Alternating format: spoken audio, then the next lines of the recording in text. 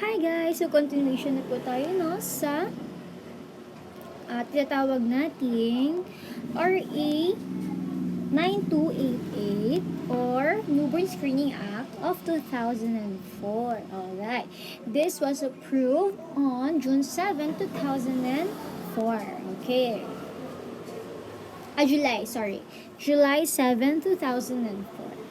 It is a law promulgating a comprehensive policy and a national system for ensuring newborn screening. Okay, so meron tayong apat na objectives kung bakit ginagawa ang national newborn screening. Okay, una, to ensure every newborn has access to NBS for certain heritable conditions that can result in mental retardation, serious health complications, or death if left undetected or untreated. Alright, number 2, to establish and integrate sustainable newborn screening system within the public health delivery system. So, una, para sa bata mismo. Pangalawa is para sa public health delivery system. Okay? Pangatlo, to ensure naman lahat ng practitioners are aware sa advantages ng newborn screening and the respective responsibilities in offering newborns the opportunity to undergo the NBS. Okay, para naman to sa mga health practitioners, para maging aware sila sa mga responsibilities nila and sa advantages nito for the newborn. Okay. To ensure the parents recognize their responsibility in promoting their child's right to health and full development within the context of responsible parenthood by protecting their child from preventable causes of disability and death through newborn screening. So, una, para sa newborn. Pangalawa, para sa national government natin, para sa public delivery, health delivery system. Pangatlo, para sa practitioners. Pang-apat, para sa magulang. Okay. So, iyon. It is a process of collecting a few drops of blood from the newborn, which is kukunin sa heel, which we call heel prick. Okay? Capillary yung kukunan natin, no? So, tulad sa tinatawag natin na sa mga adult, di ba tayo kinukuhaan tayo sa ring finger natin. Ring finger natin. Kasi doon yung pinakamadugong part. Sa mga bata naman, sa talampakan. Okay? Alright. I mean sa mga newborn. Okay? So, ayun nga. Saan tayo? On appropriate collection card and performing biochemical testing to determine if the newborn has a heritable condition. It is a simple procedure used to find out kung meron ba siyang congenital disorder na pwedeng maging sanhi ng mental retardation o di kaya pagkamatay nila kapag hindi nagamot. That's why napaka-importante na ma-detect agad-agad. Okay? At pag sinabing agad-agad, as in agad. As in 24 hours after ng kanyang kapanganakan, up to 3 days. So, day 1 to day 3. Dun dapat sa range na yon screening na agad yung baby. Okay. So, meron din na tinatawag na Expanded Newborn Screening or ENBS. Ito examination that increases the coverage of the NBS panel. So, from 6 na mga congenital disorders or heritable diseases, conditions, naging 28 types. Pero in today's world, 29 na siya to be exact. Okay. So, this is under AO number 2004 0045A. Ayun, mali. Hindi pala 004. 2014 niya. Kulit ko naman. 2014, AO 2014-0045A expressly states that effective on May 1, 2019 uh, expressly states expressly states that effective May 1, 2019, all infants born in accredited NBS facilities shall be tested for ENBS only. Ayun. Okay, who is a newborn? Newborn refers to a child from time of complete delivery to 30 days. So, 0 day to 30 days. Time of complete delivery. Mula panganakan hanggang 30 days, yan ang newborn. Okay, so regarding the performance of ENBS, the general rule, pag-inisip ka ba?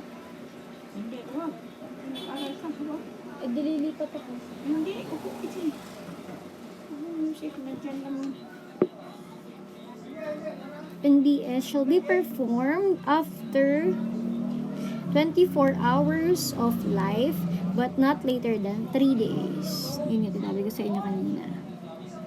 As an exception, a newborn that must be placed in ICU in order to ensure survival may be exempted from the 3-day requirement but must be tested 7 days of age. 7 days. So, 1 week, no? Pagka 1 week niya, titest siya. So, alam naman na siguro natin what is a heritable condition.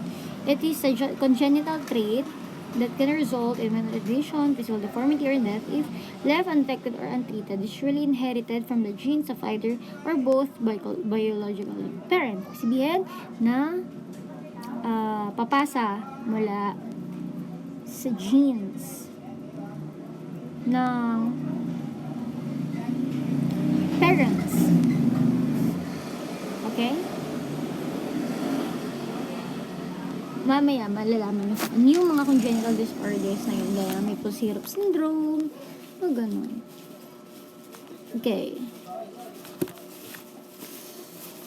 Ito naman tayo sa as a rule, the NBS shall be performed after 24 hours of life, but not later than 3 days from the complete delivery of the newborn. However, a newborn must be placed in nasabi na yun, ulit.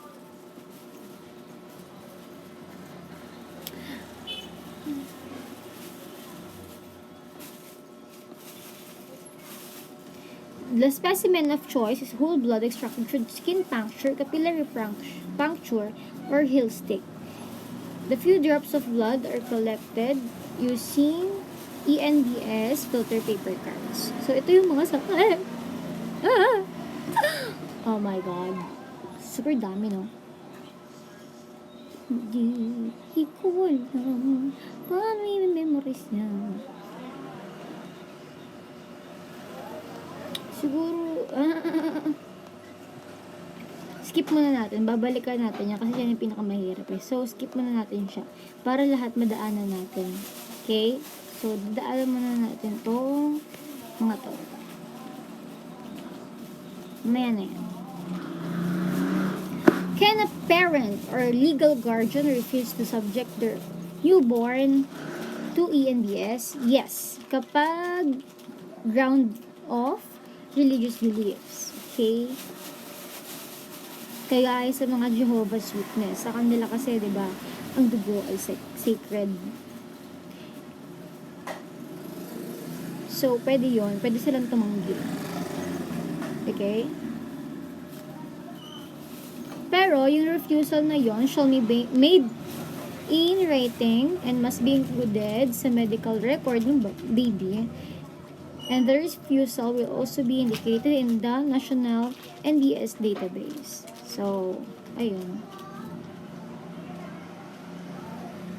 Ano to? 7-day-old test. Refusal. Kapag nag-refuse ka daw, dapat 7-day-old test. Tapos, may waiver. Oh my gosh. Okay. Meron tayong tinatawag na newborn. Uy, ba't yung pinapakalaman yun? Ang ginagawa mo dyan?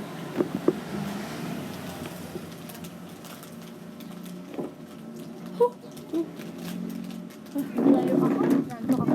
Opo.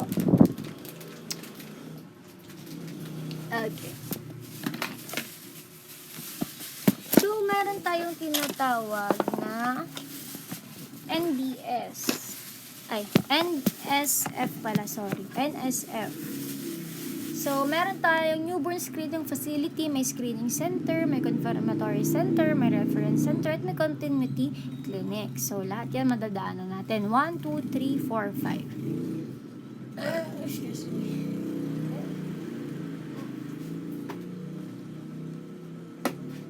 Alright. So, NSF is a health facility that educates parents about NBS during the prenatal period. Sabihin, bago pa ipanganak. Bago, natal kasi birth eh. So, bago ipanganak. Period, collects blood samples for NBS, sends the specimen to NSC or National Screening Center, a newborn screening center, recalls patients found positive in NBS, and assists in the management of patients. Again, newborn health facility, newborn screening facility, ini-educate daw niya mga parents about sa prenatal period. Nagko-collect din sila ng sample ng newborn for NBS. Ibig sabihin, sila yung taga-kolekta from kapanganakan to 3 days nung baby. Tapos, sila din nagsisend ng specimen na kolekta nila sa newborn screening center. At sila rin yung nagre-recall ng mga patients na nag-positive at ina-assist yung management ng mga patient nito. So, may 9 na roles and functions ang NSF.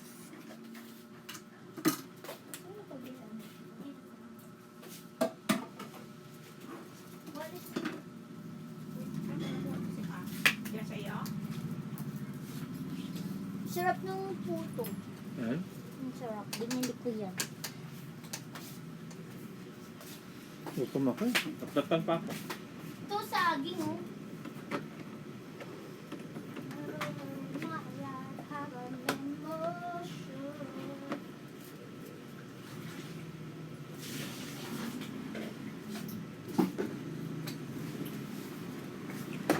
Para health. Check! Agad lang. Sige na. Magkano po? Magkano po yan?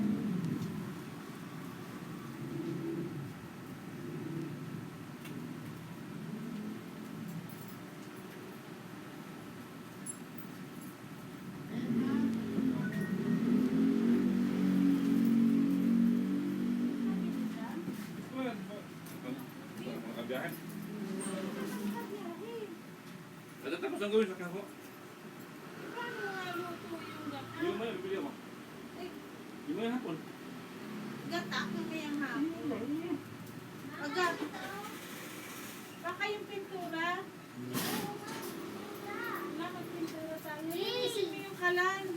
Kasi nag-aaral. Ay, nag-aaral ka. Bukas na lang. Meron na pag-uwi ko. Kailangan mo na linisin to, brasan. Ako, wala ko kamamasaya. Mamaya pa ako aalis pa. Kailangan mo ng brasan yun para malinis. Ano yan? Ni color pen. Marble architect. Para tanggalin na yung ano dun. Luto na. Ilalagay natin sa hair ni nanay. Lagyan natin epoxy na Si Bombay ko. Nay.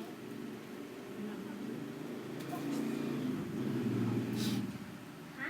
Bakit ka nang Hala, bakit nilagyan na ano yung kape ko?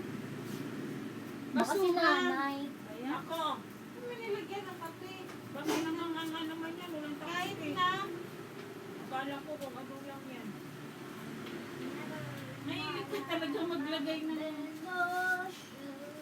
Wala ko hugasan na yan. Okay guys, let's continue. So, Sa ano yung ilalagay. Ilalagay yan integrate. dito sa ano, Naiiyak ako. lababo. Okay guys, so let's continue. Bakit nilagyan Number ng 1 is basura? integrate NBS in its delivery of health services, specifically maternal and newborn services, serves as collecting health facility for NBS.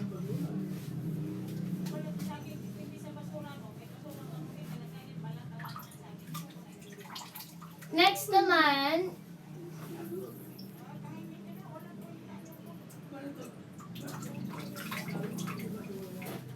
so hindi lang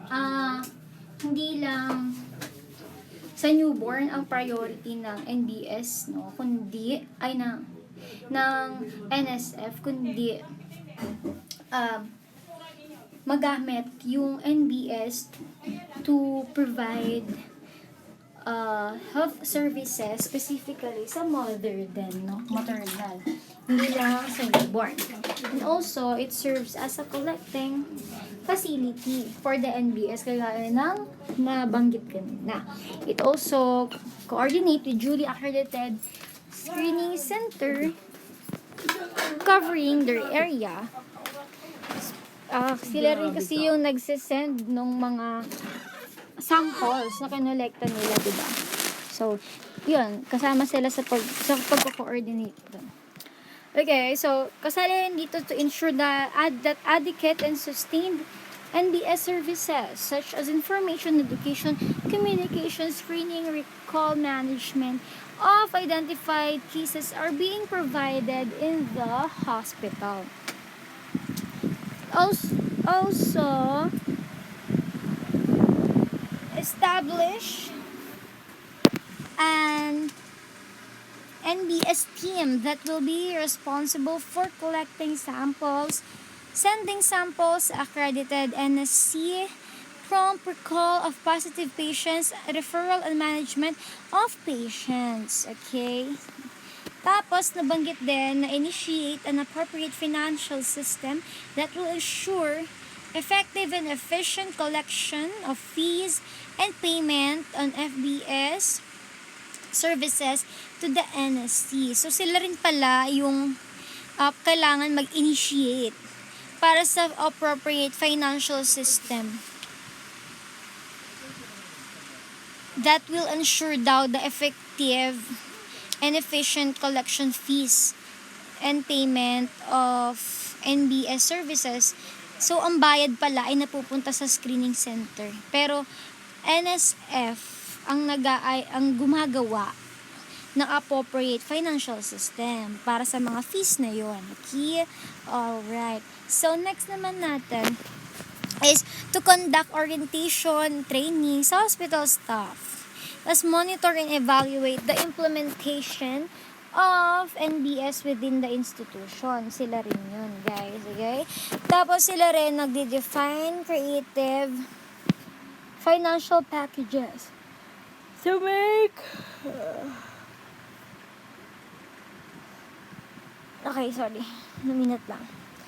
to make NBS accessible, particularly among sa mga mahihirap. I like the term, economically deprived populace. Ayos mahihirap lang yun among the poor. Okay. So, may COA rin daw dito. So, tulad ng nakalagay sa notes ko, ang COA ng NSF or NSCI 3 years. Ito boy. Pero let's see kung tama. Kasi kanina sa DTL or drug testing laboratories, kapag screening center, 1 year lang. Tapos kapag confirmatory, 2 years. Pero sa newborn screening center, 3 years. Okay, so ayun, newborn screening center naman, facility equipped with NBS laboratory that complies with the standards established by National Institutes of Health. Bago yan sa aking paningin.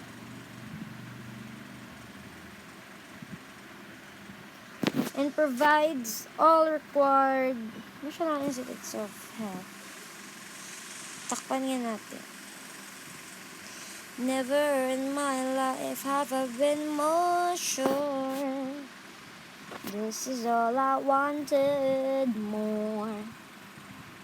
And provides all required laboratory tests and recall follow-up programs for newborn with heritable conditions. Okay.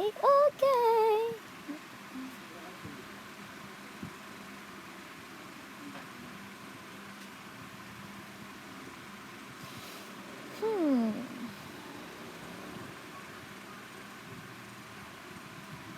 Okay, so sa NSC na ginaganap yung mismong testing, no? Ayun, no, provide all required laboratory tests. So lahat ng mga dugong na kolekta ng NSF ipapadala sa NSC para i-conduct lahat ng required laboratory tests para sa newborn.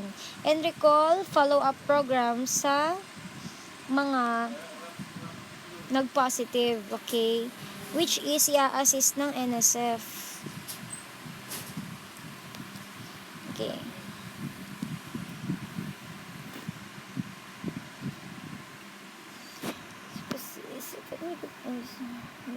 Established by the NIH. Okay. The DOH shall ensure that NSCs are strategically located in order to guarantee access to the public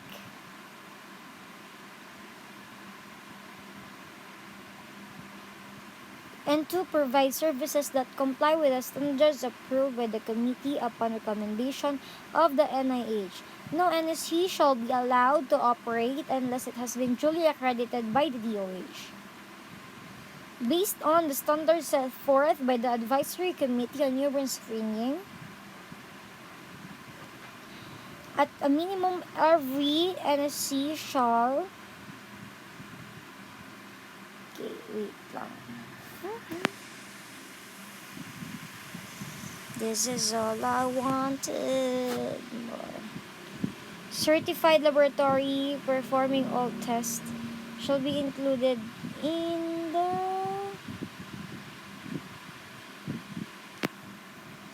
Yeah.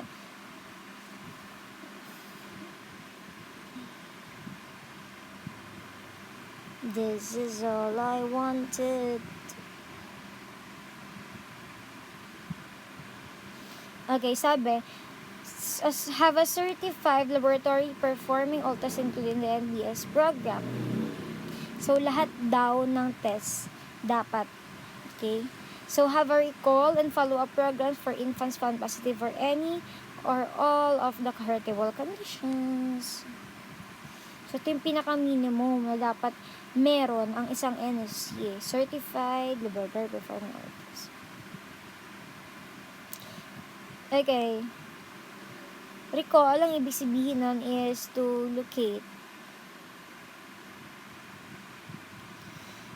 locate a newborn with possible heritable condition to provide with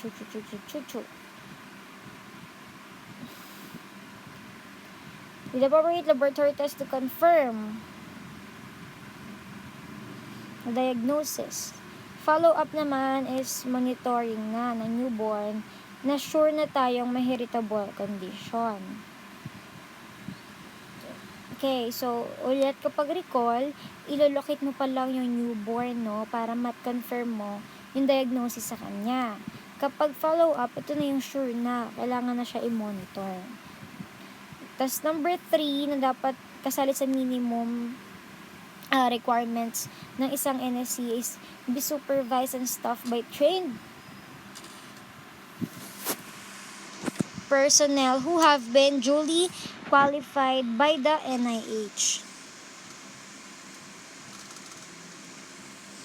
Submit to periodic or unannounced inspections by the reference center in order to evaluate and ensure quality NSC performance. May LTO rin pala sila, which is 1 year. Nakasulat kaya yan? Oo nga, nakasulat siya dito. Oo nga, tama. Ang COA,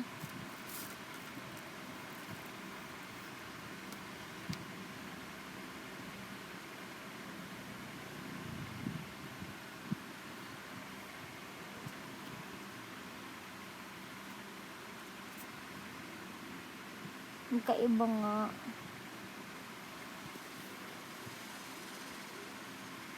So, mamaya natin anahin yan. May iba pa kasi itong continuity clinic eh. Iba pa yung NBCC. So, sa NBCC pala yung LTO. Pero sa COA, NSC yun. 3 years. Kapag LTO, NBCC. Newborn Confirmatory Center. LTO. 1 year.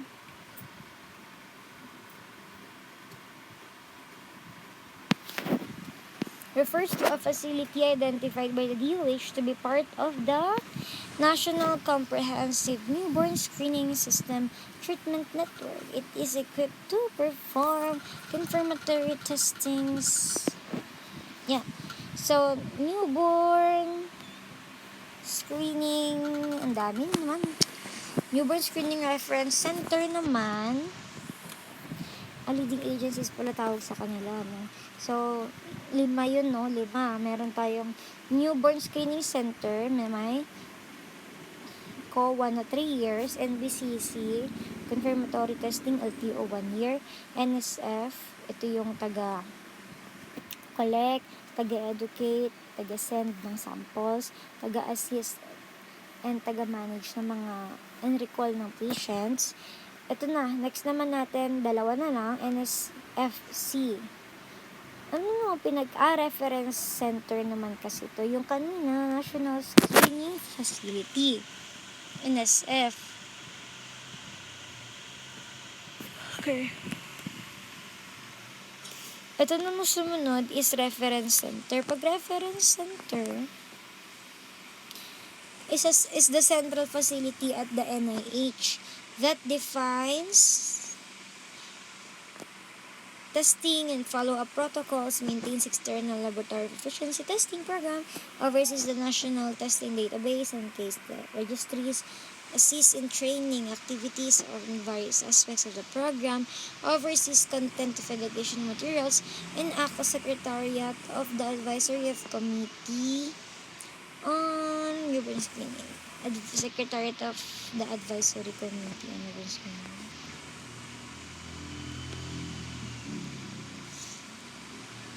Secretariat of the Advisory Committee.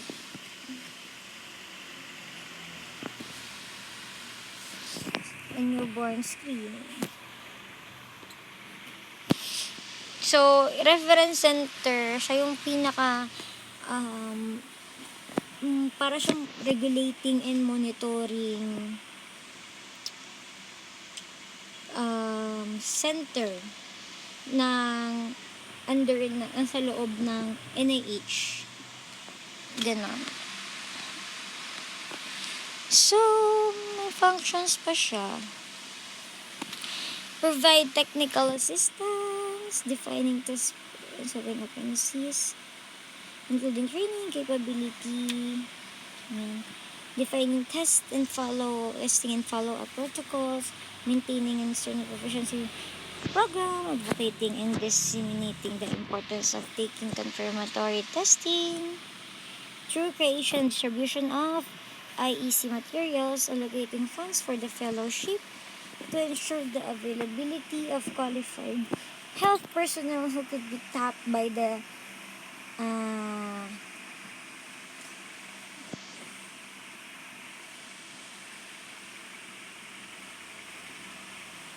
in the follow-up treatment and monitoring for prompt and proper management of newborn babies with screen positive. Developing IEC materials and drainage modules and others. Overseeing national testing database, case registries, contents of registries, conducting regular monitoring evaluation of the program, assisting in the national training activities of the program, processing, transfer, and funds of to the regional office. So, it's about the regulation, the program, the monitoring of the program, maintaining, ganon. So, next naman is, last na pala, NSCC. national eh. Newborn screening. Continuity clinic. Ano naman? Ambulatory clinic based in tertiary hospital, identified by the DOH to be part of the National Comprehensive Newborn Screening System Treatment Network. Ano yun? NCNSS. Ayun yung nabanggit kanina. Ay, hindi. NCBSS Treatment Network. Okay. Si NSCC daw ay isang ambulatory clinic sa loob ng tertiary hospital at identified siya ng DOH na part ng NBCSS mali. NCNBSS Treatment Network TN. So, NCNBSSTN. NCNBSSTN. So, National Comprehensive Newborn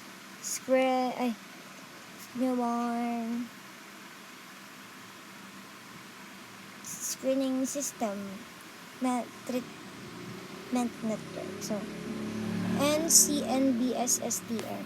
That's National Comprehensive Newborn Screening System Treatment Network. So, again, si NSCC or Newborn Screening Continuity Clinic is an ambulatory clinic in a tertiary hospital identified by the DOH to be part of NCNBSSTN. It is equipped to facilitate continuity of care for confirmed patients in its area of coverage. So, para pala siya sa mga confirmed patients to take care of them. So, to continue continuity clinic sabihin, to continue yung mga binibigay na care. National Comprehensive Screening Treatment. Okay. So, licensing na tayo. Tapos na. Mamaya i-memorize natin yung mga sakit na, Sa sakit na tayo magpo-focus. What is accreditation? So, formal authorization lang uli yan. Issued by the DOH on individual tutubers. So, COA uli kapag NSC or yung screening center. Pero, kapag NBCC or confirmatory center, LTO naman yun, 1 year. So, to secure them, in order to secure COA, an applicant shall file an application sa Health Facilities and Services Regulatory Bureau company. Tapos kapag ready na siya to be visited and hagpas na sa criteria ng NIH, bibigyan na siya ng certification ng NIH. Pagkatapos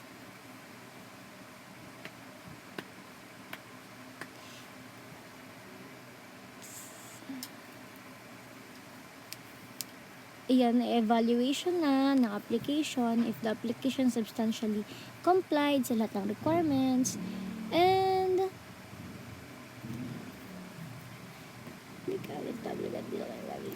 COA will be issued. Isang renewal ng COA is not filed within 30 days after expiration. Not filed within 30 days after ng special be treated as an application. So, pag hindi mo siya na-renew 30 days after mo ma-expired, wala na. Magbabagong application na yun. Okay. So, mag-file ka ng application sa HFSRB.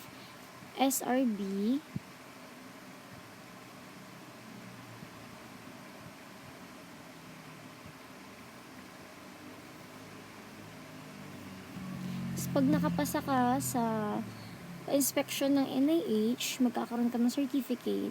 Tapos saka ka lang pupuntahan, i-evaluate yon ni HFSRB, tapos saka sila bibisita sa'yo kung totoo ba yon. Saka ibibigay ang COA mo. Pag LTO naman daw, sa confirmatory testing center, an application, a DOH licensed hospital-based tertiary clinical laboratory should file. So hospital-based lang pala ang NBCC mo. Should file an application, same lang,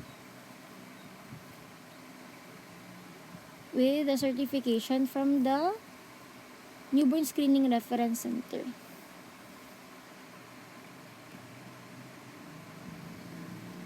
NSRC. That the facility is compliant to the technical standards. Tapos, confirmatory clinical laboratory shall be inspected and monitored by the HFSRB as part of the service of the clinical laboratory, and it shall comply with the standards, and saka i-issue yung LTO.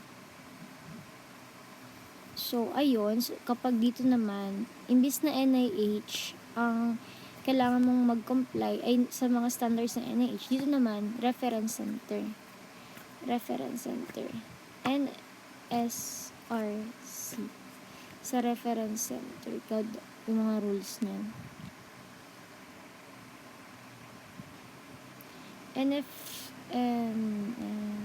RC pala dapat, hindi FC. NSRC. Okay, so, ayun, performance na. The preferred mode of collection ay heel prick method. Ring finger pag adult. So, sa baby, sa paa, sa talampakan. So, dito,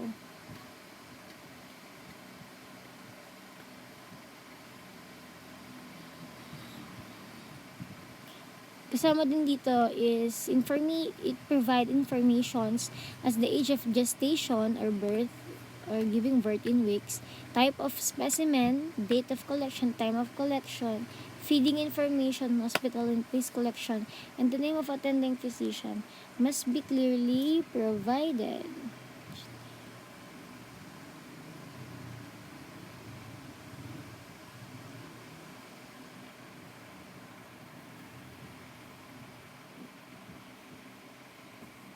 So, syempre, feeding information sa nanay siguro to, no?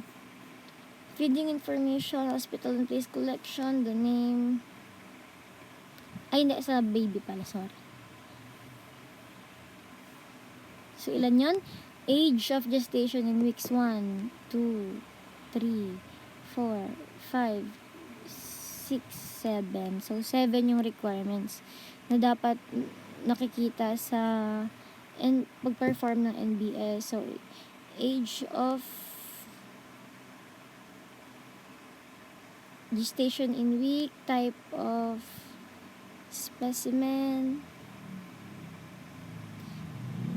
tapos date of collection, time of collection, feeding information, tapos hospital and place of collection, tsaka name ng attending physician, gestation age in weeks, type of specimen, time and date ng collection, tapos yung kung saan ginanap, ayun na, at saka yung pangalan ng physician. Okay, so next naman, when collecting a sample, prepare the necessary materials and the NBS specimen collection kit. Lancet, sweat and cotton swabs, alcohol and dry cotton lancet with 3 mm tip, 3 mm tip, gloves, tape, and completely filtered out filter card. Gently massage the baby's heel to warm it. pwede ring warm pack. This will help to increase the blood flow. Clean the heel of the wiping area with cotton swab with alcohol. Dry with cotton swab. Prick the lateral portions of the plantar surface of the heel. Apply intermittent pressure on the area surrounding the heel, but do not squeeze. Wipe the first blood droplet because the potential contamination reduces. Wait for the sufficient blood to form. Drop the blood sa filter card, filling each circle that is uniformly absorbed and then viewed from the backside of the card. Do not superimpose the blood on top of another spot. Dry the filter card for at least 4 hours until completely dry by placing it in drying rack. After drying, you may now send it to the NC through your preferred courier.